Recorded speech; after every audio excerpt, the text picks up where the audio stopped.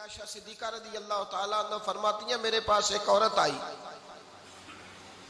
तो मैंने उसके साथ 2 बेटियां थी उसकी, मेरे पास 3 खजूरें थी, मैंने उस बीबी को दे दी। 2 बेटियां थी।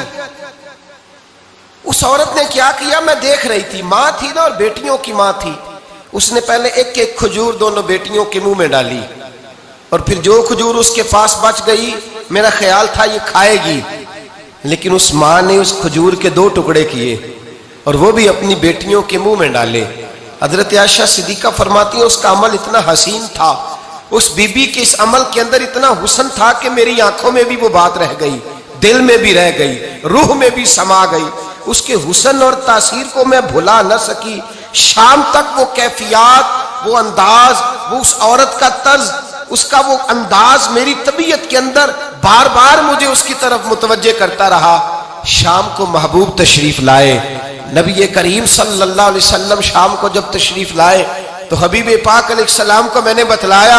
मैंने कहा हुजूर बीबी आई थी, उसका चेहरा बता रहा था कि भूखी है, लग रहा था कई दिनों से खाना नहीं खाया। 3 खजूरें थी ही मेरे पास 3, 2 बेटियों को दे दी, वो खा सकती थी, लेकिन या रसूल अल्लाह सल्लल्लाहु अलैहि वसल्लम उसने खाई नहीं, वो भी खजूर 2 टुकड़े करके बेटियों में बांट दी है। हजरत आयशा कहती है, देर तक हुजूर मेरी बात को सुनते रहे, देर तक मेरी तरफ देखते रहे, उस तसव्वुर को, बेटी के प्यार के उस जायके देर तक महबूब महसूस करते रहे। और फिर फरमाया, आयशा जो दुनिया में बेटियों की वजह से आजमाया जाएगा, जब कयामत का दिन आएगा तो रब उससे हिसाब नहीं लेगा, बेहिसाब ही जन्नत में दाखिल फरमा देगा।